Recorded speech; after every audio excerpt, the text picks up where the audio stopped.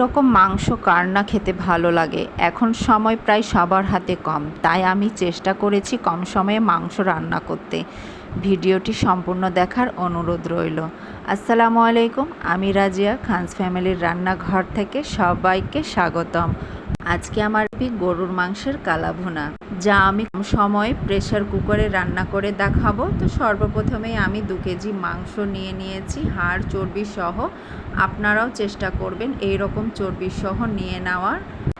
এটা কালাভুনাটা অনেক বেশি টেস্টি হয়ে থাকে এবং খুব সুন্দর হয়।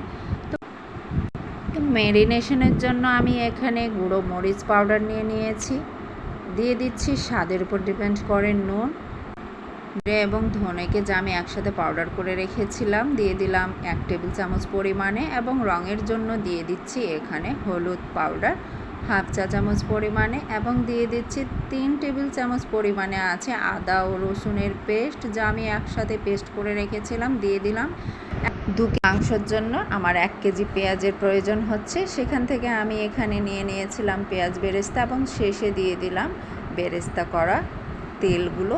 এখন আমি হাত দিয়ে খুব ভালোভাবে এগুলোকে মেখে নিব। অবশ্যই হাত দিয়ে মেখে নেওয়ার চেষ্টা করতে হবে। এবং দিয়ে দিলাম এখানে একটু মোটা সাইজের কাট করা পেঁয়াজ। 1 কেজি পেঁয়াজকে 3 ভাগে ভাগ করেছি।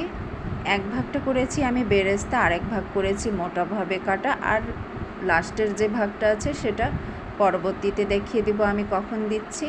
তো খুব ভালোভাবে আমি এখন ম্যারিনেশন করে নিচ্ছি। যত ভালোভাবে মেখে নেবেন তত ভালোই কিন্তু ম্যারিনেট হবে।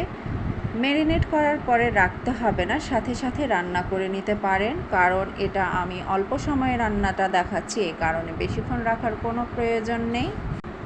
মেখে নেওয়াটা প্রায় শেষের দিকে। আমরা আরেক পাশে কড়াইয়ে দিয়ে দিচ্ছি মাংসগুলোকে। সম্পূর্ণ ম্যারিনেট করা মাংসগুলোকে আমি এখানে দিয়ে দিচ্ছি, এবং হাই ফ্লেমে 3 মিনিট পর্যন্ত মাংসগুলোকে খুব ভালোভাবে ভেজে নিব। এখানে আমরা কোনো প্রকারের পানি অ্যাড করব না। খুব ভালোভাবে যে পর্যায়ে দেখব যে আমাদের একটু ভাবটা বেরিয়ে আসছে, সে পর্যায়ে আমরা মিডিয়াম করে দেব চুলার ফ্লেমটাকে। মিডিয়াম করে দেওয়ার পরে আমরা এখানে 6 থেকে 7 মিনিট খুব ভালোভাবে মাংসগুলোকে কষিয়ে নেব। তখন দেখব কিন্তু আমাদের প্রায় পানিটা ছেড়েছে। এই পর্যায় পর্যন্ত মাংসটাকে আমরা মিডিয়াম ফ্লেমে ভালোভাবে ভেজে নেওয়ার চেষ্টা করব।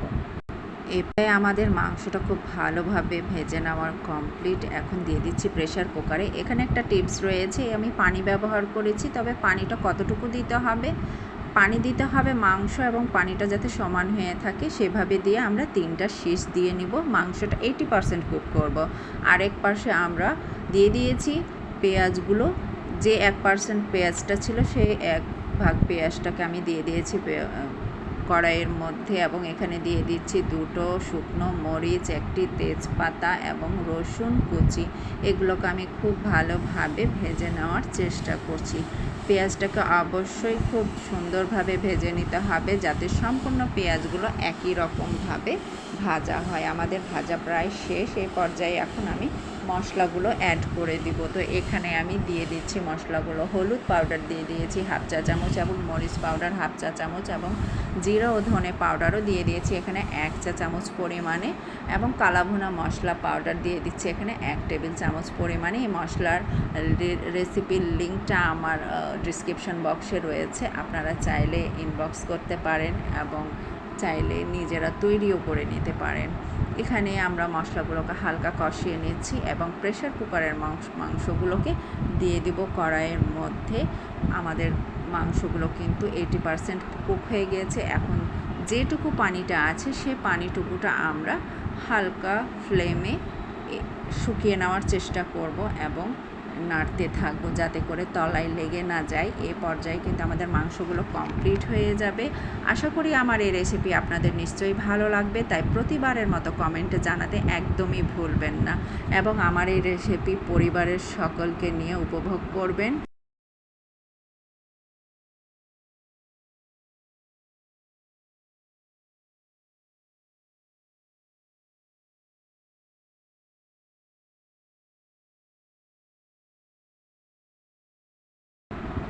হলুদ পাউডার এবং মরিচের গুঁড়ো এবং ধনা এবং জিরার গুঁড়োটা আমি আবারও হাফ চা চামচ করে ইউজ করেছি এবং কালা ভুনা মশলা পাউডারটা এখানে দিয়েছি 1.5 টেবিল চামচ পরিমাণে। কালা ভুনা মশলা পাউডারের লিঙ্কটা আমার ডেসক্রিপশন বক্সে দেওয়া রইল। আমি যেভাবে তৈরি করেছি আপনারা চাইলে সেভাবে তৈরিও করতে পারেন এবং যদি আপনাদের প্রয়োজন থাকে তাহলে ইনবক্স করতে পারেন।